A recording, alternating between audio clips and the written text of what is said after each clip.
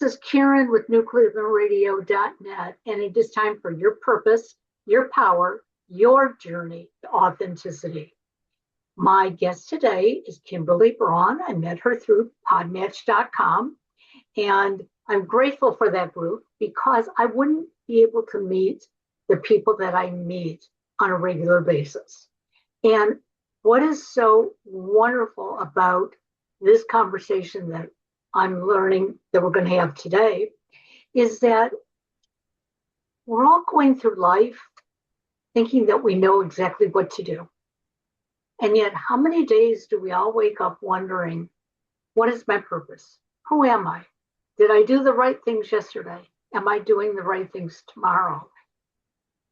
I have a very close friend who is now going through all that confusion. Every day she'll say to me, I don't want to keep making the same mistakes I've made before. And so my comment as a coach, what were those mistakes? And why don't you want to make them again? Because were they really mistakes or were they just steps in getting to the future? So Kimberly, how did you get into this process of podcasting and talking about the essence of really living? Yeah, thank you. To start with, I love your whole title is great, but I especially love that third phrase, your journey to authenticity, because I think one of the great calls that we have, each one of us in life, is to take that journey and to allow ourselves to be released from or dismantle ourselves our incorrect assumptions about what life is about, and to also recognize that it is a journey, that we have moments where we arrive at a new insight or we arrive to a new place of growth or freedom or love. But even then, when we arrive, there's no final arriving. So I love that third phrase that you've got. And I think what is potent for me to share is there are two answers to that question you posed. The first is that when I was very little, when I was only 5 or 6 years old, I was having spontaneous experiences of, at that time I would have said of God. Now I really find the language that's most accurate is of consciousness or of ineffable source, that which is uncreated. And it kept pulling back the veils on reality for me. And I think children, the veil is already thin. And if there was a difference, it's that I connected the dots. I was very intellectually curious. So I would have these experiences. And then in my mind, I'd go, oh, this is what happiness is about. Oh, this is what gives meaning to life. Like I connected those dots, which then bore the fruit in me that I've really only had one unchanging cosmology all my life. It's never been challenged by life experience. In fact, it's only been amplified. And in these experiences, and one in particular that's in my first book, I have a dramatic moment in relationship with a tree and a leaf on that tree.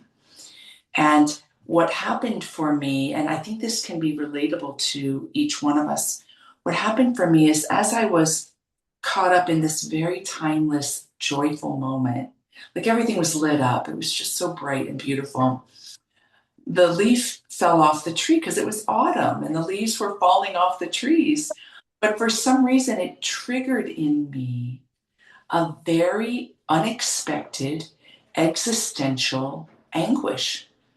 And from nowhere, I recognized within myself, because I was only 5 or 6, I wasn't reflecting on these things, was this big concern within me. Is that it? Is that all this life is about? And it was very wordless. But right as it arose, I was met. It was like all time stopped, and I was met, and I was plunged into an awareness that everything is being and becoming in this consciousness. And again, back then I would have said the word God. It's not as great a pointer these days. And in that, I was filled with so much joy. I mean, I was over the top with joy. It washed from me any concern around death or loss or anything. It just washed it all out of my body. And that has never come back as a concern.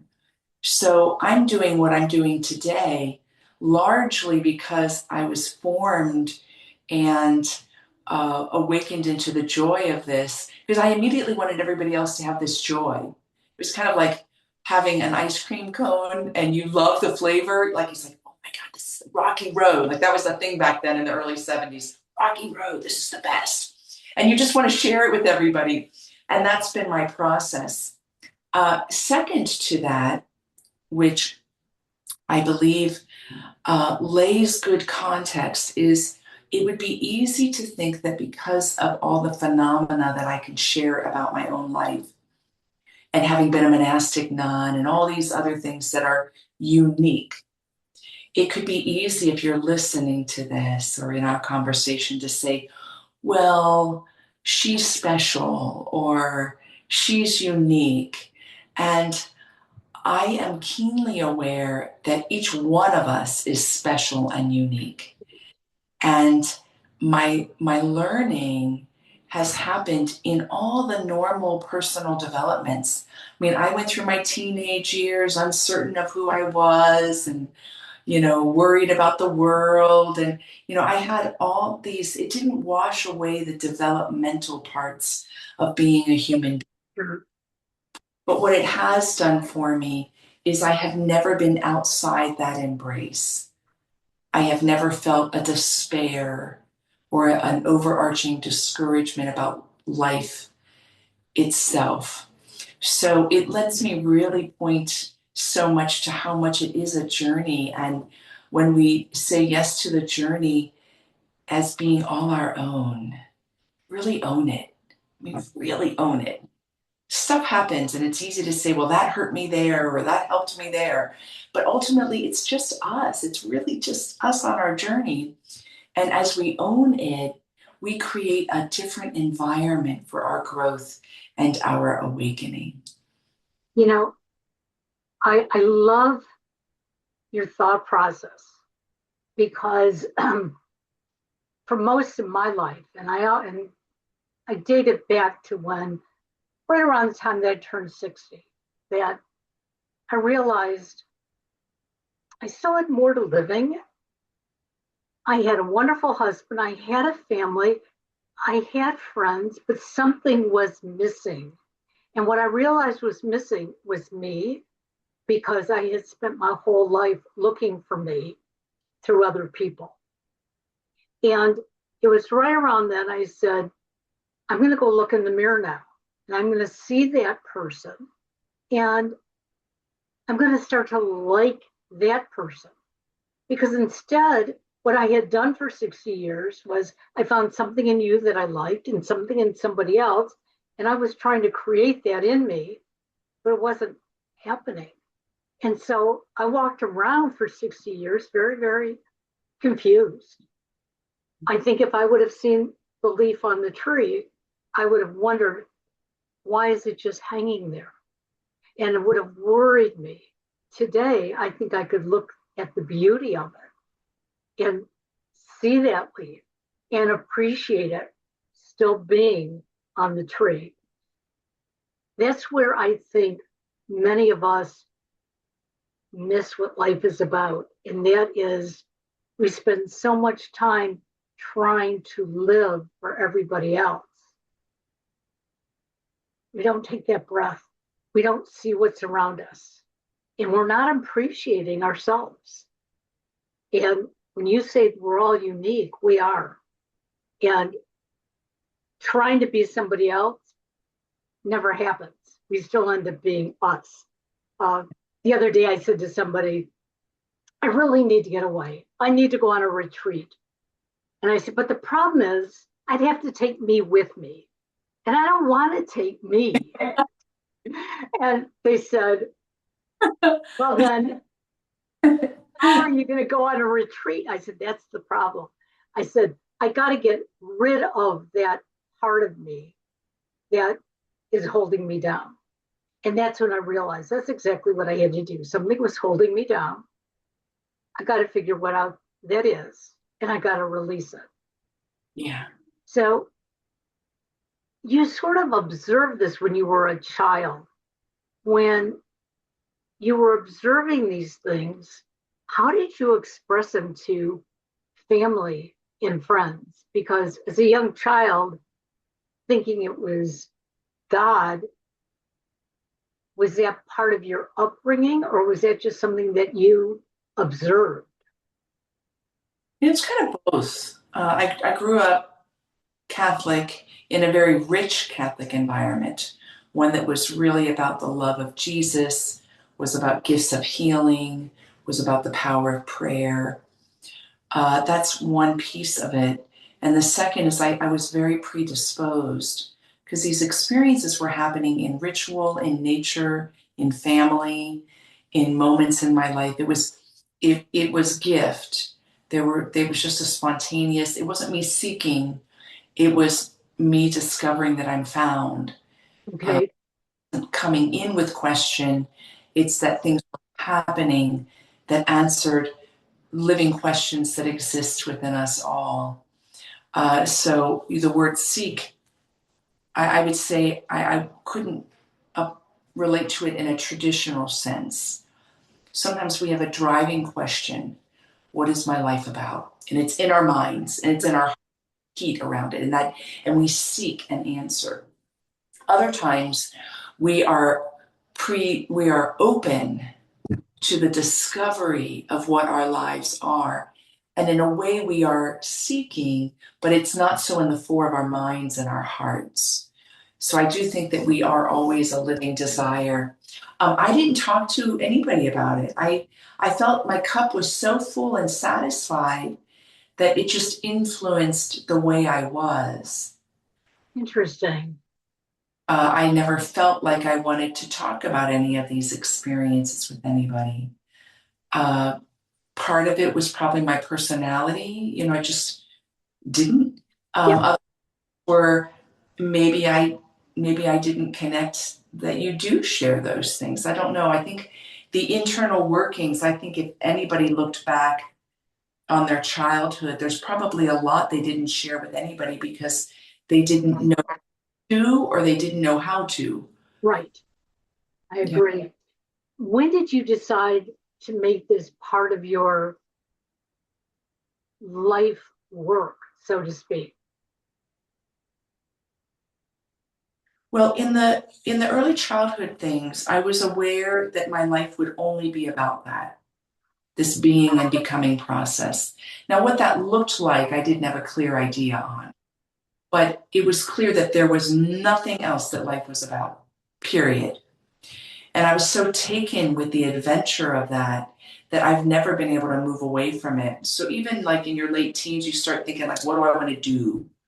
Do I want to be an airline stewardess? Do I want to be a doctor? Like you get your counseling sessions due. And I was very lost in those questions because my internal awareness of what life was about didn't fit in those categories. And then I was Catholic, and then my experiences really exploded later in my teens and early 20s. And I felt a call to be a priest. And of course, that's not a tradition that honors that, but my beautiful dad actually wanted to support me in being a priest. Was like, what do we need to do? Let's figure this out. You know, uh, so in a way, I didn't know really, like most teens, where I belonged in the world, but I didn't also know how to look at my natural gifts. Like, oh, I love to learn. Oh, I love doing this. I love helping people. Maybe I'll do this. I didn't know how to ask those questions. Sure. And part of it was because of the influence of my spirituality. But another part was I was going through a really big dark night in my late teens. And in that dark night of the soul, I wasn't lost because I never felt out of that embrace, but I was definitely only in that. I mean, I didn't know how to move through it. And then amazing grace came. And when I was washed and brought through that dark night of the soul, I understood a lot more about myself. Then I went through extra healing and processes. And then everything exploded, and I felt a call to be a monastic. So it was less like they want to paint this traditional thing. You know, at the end of high school, you start thinking about what you want to do and where you're going to go to college. And I think for most people, that's artificial. And not everybody's meant to follow that cookie cutter path. And fortunately, my parents, while they would have loved for that to have happened, it was easy for them to support a different process. But I think even having that process, it doesn't work for most people, because then a lot of times those young adults throw themselves into a major that they don't even know if they want, Well, and it's just years later that they really begin to discover. and we're What's seeing, that? yeah, we're seeing a lot of that in young people today. They don't know what they want. They're looking at the world. The world is very confusing to them. It's not like the world mom and dad initially told them it was going to be like. Yeah.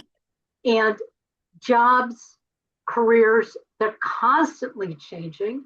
I know when I went back to school 10 years ago and got my master's degree in communication, it identified the X amount of jobs that I was qualified for.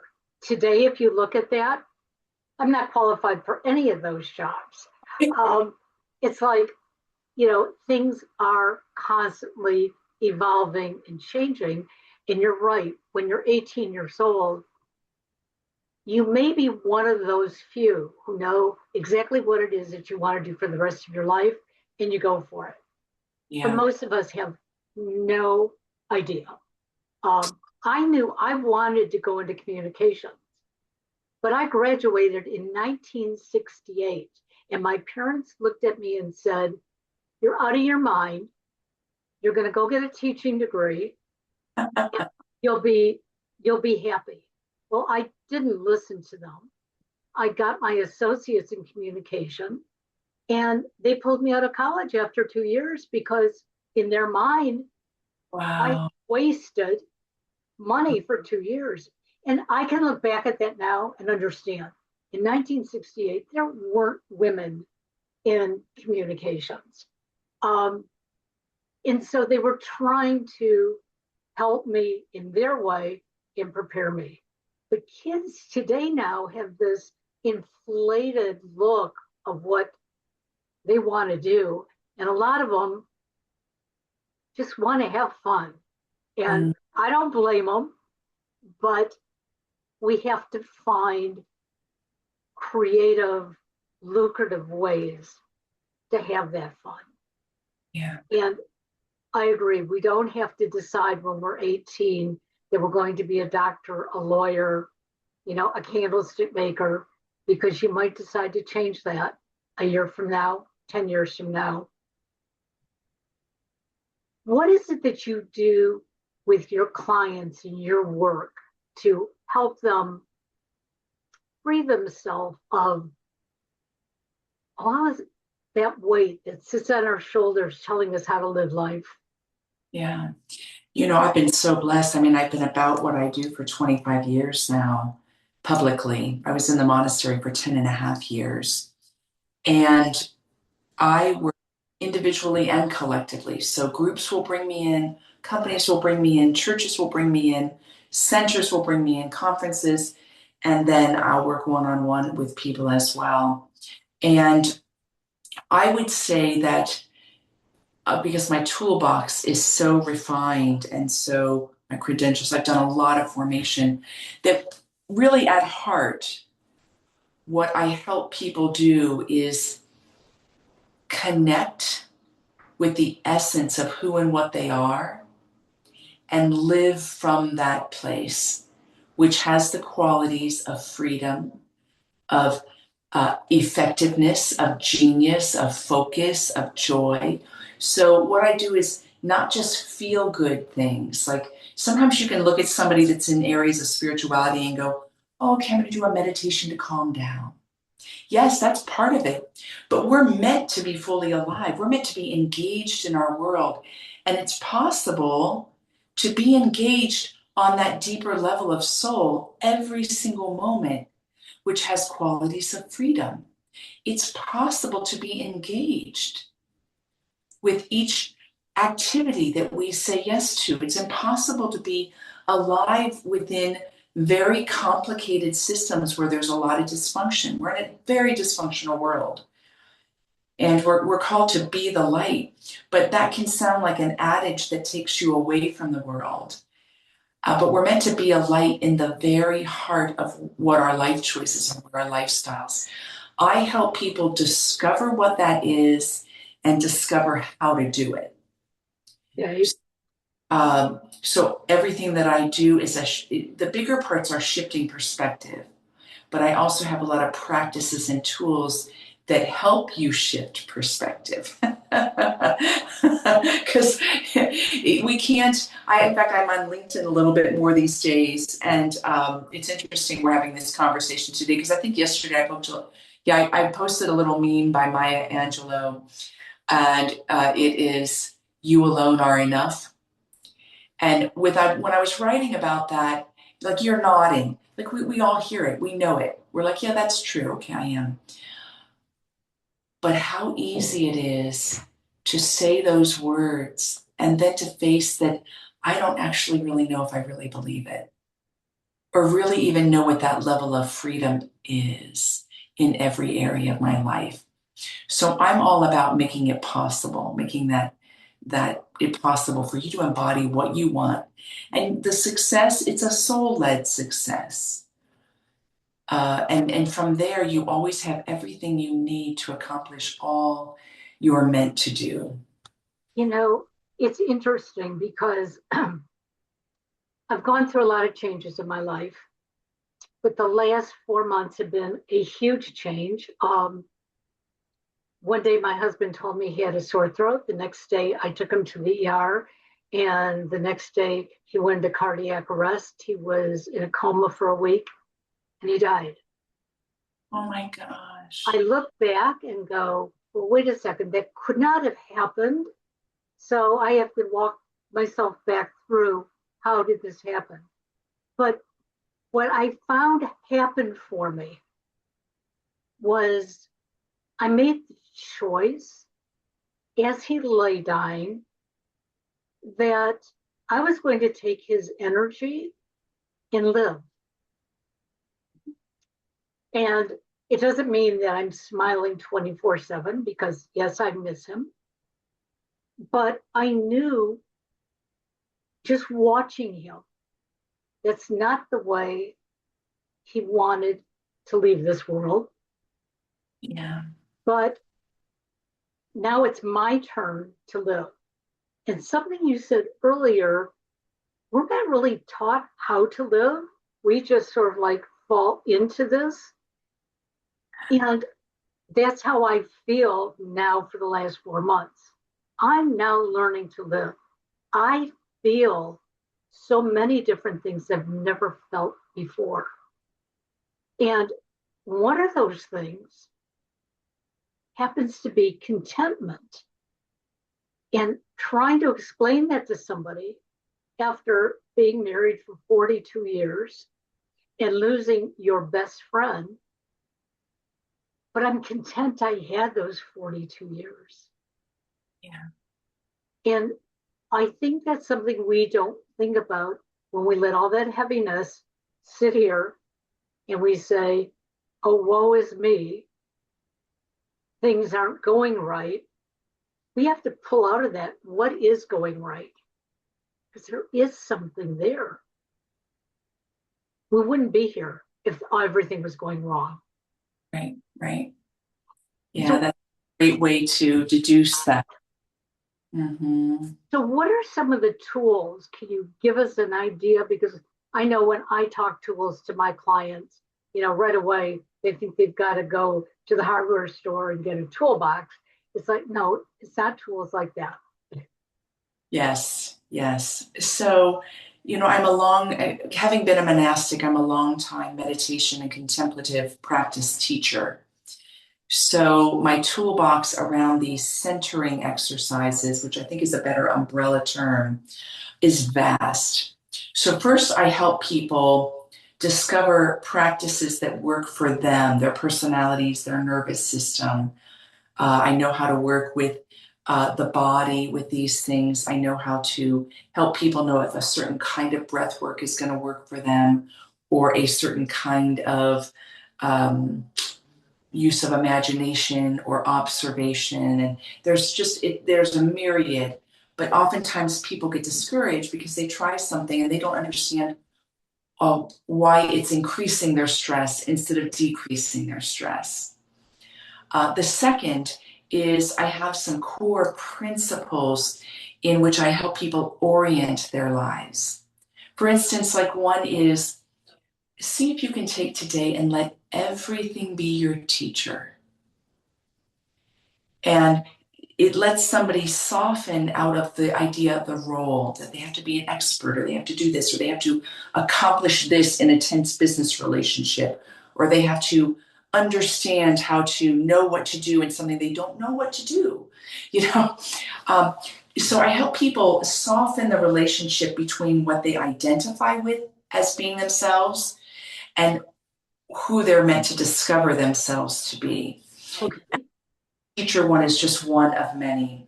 There are forms of inquiry that we go through that help get a little bit more deeply in touch with the answer that's already within the person. And then with the follow-up, because I do a lot of follow-up, then individuals, they have a way of seeing incrementally how they're growing.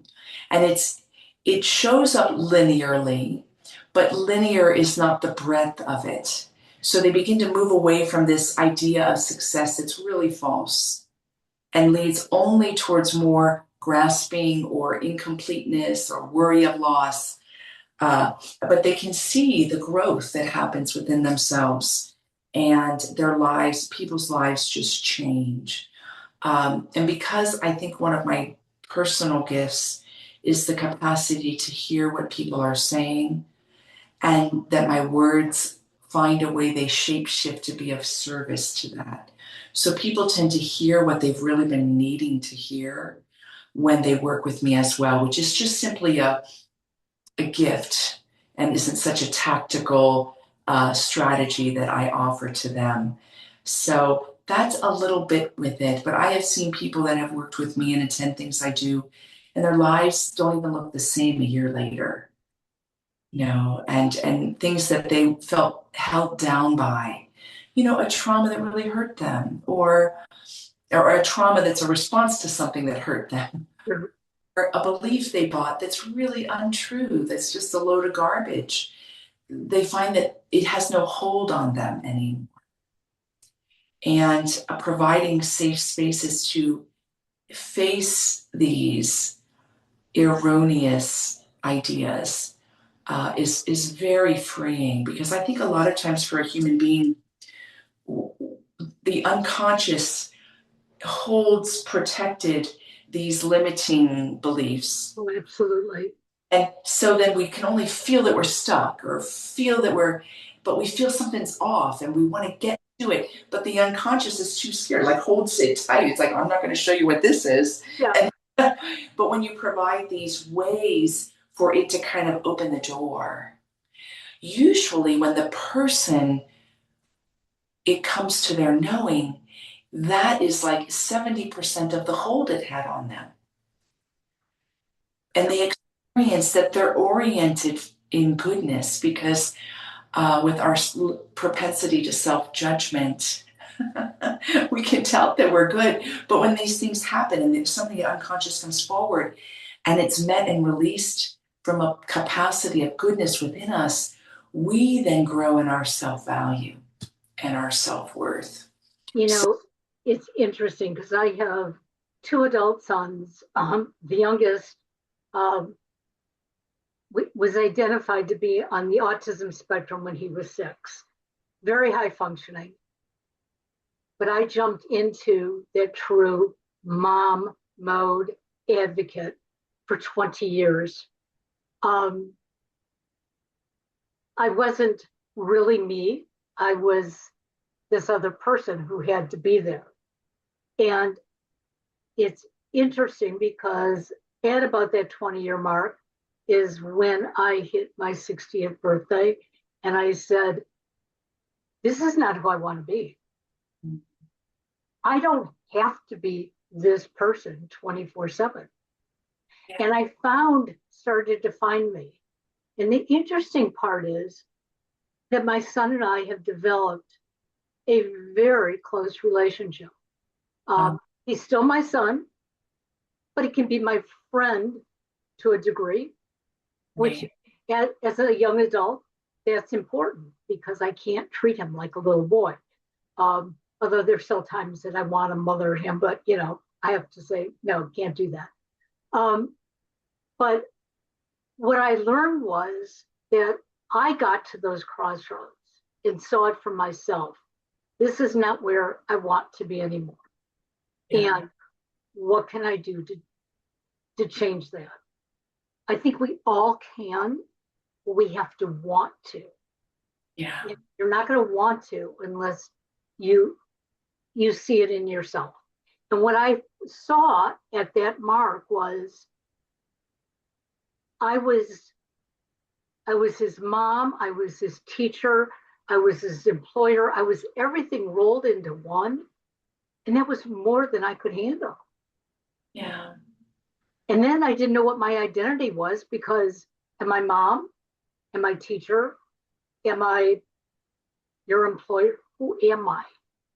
And finding out that now I'm mom and he can handle his life. How remarkable is that? Yeah. And it's only because I chose to want to see the difference. Yeah. Yeah. And that thing of choice and it's so interesting because we have free will. We are given opportunities. And because we're largely unconscious, we're motivated in a lot of ways to react to aspects of our lives that in a way we don't have free choice. Yeah. Because we're so unconscious, but we do have free choice. And the sweetness of your example is that you experience this grace of knowing you had choice and you were with it. What a sweet grace. And I love assisting others discovering that they have more freedom than what they feel they have or think they have. Exactly. Which itself is an awakening process. So that's really great. I have a funny story. My mom told this story years and years ago. I mean, it's probably like 25 years ago. And when she did a doctorate late in her life, like a couple decades after, she had been in school at all. And she went back to school, was with her second husband and blah, blah, blah. And he was an academic. And she noticed that because she always had a briefcase and she was very, very, very professional. And coming from an era where women didn't get a lot of value and that she dressed the part, she was, very serious. And she was walking down, she must have been in a city that had big high rises and things like that. And she was walking along and she was very intent on where she was going. And all of a sudden to her left, she saw that she was walking by one of these high rises, had all mirrored, like mirrored paned glass, all. So she could see herself and she looked over and she looked like she was mad because of the way she was walking. And the moment she saw it, she went, I don't want to walk that way. And she 100% changed where she always walked with her head held a little higher and more of like an open open smile on her face. She saw what she was and she said, oh, that's not really me. And isn't that a beautiful story? And then she just changed. I can be happy when I'm walking. That is interesting. My husband loved to smile, and but he would always do cheesy smiles, as I would call them. And I was always taking pictures of him, and it would be like, couldn't you just smile? And he'd go, what fun is that? And now I look back and I realize that's what made him my Oh, best buddy, because it always was about just trying to be a little happier than you are. And, oh, you know, I now, relate to that. I'll take goofy selfies of myself and I'll post them just because I want people to see that, hey, we can do this. Okay. It's a choice. And I may not look the best in this goofy smile, but you know what? I'm smiling. I'm doing something that is good for me and hopefully is going to relate to you as well, because we're living in a crazy world. And if we let everything hold us down, we're not going to be able to experience the beauty that you've experienced. So, how can my listeners find you and read your books and get to know more about you? thank you. Everything's on my website. My website's my name, KimberlyBraun.com. I had a mentor spiritual director back in 2001, and he, along with a few other key people at that point in my life, said, just use your name. Use your name for everything. I So love it. connect to you. Because, in business and that we can kind of think of fun names that represent what we're doing and all Sure. the, and I was playing around with that. And I'm really glad that I took that advice because it makes it so easy. I Sure. have 3 books. One is on Audible. So if you're an Audible fan, you can find it, but go to my website. I have a YouTube channel. I have hundreds of videos. I have a free online community where you get a weekly little inspirational uplift video. And then the paid part is only $11 a month where I offer programs. And I have all sorts of other ways. I have some courses you could sign up for or a session. If you're somebody that has decision-making power in an organization or want to bring me into your group, I love serving large groups of people as well. So KimberlyBraun.com, easy peasy to find me. I love it. Well, that will all be in the show notes. So, for those of you listening, no excuse, you'll be able to find it.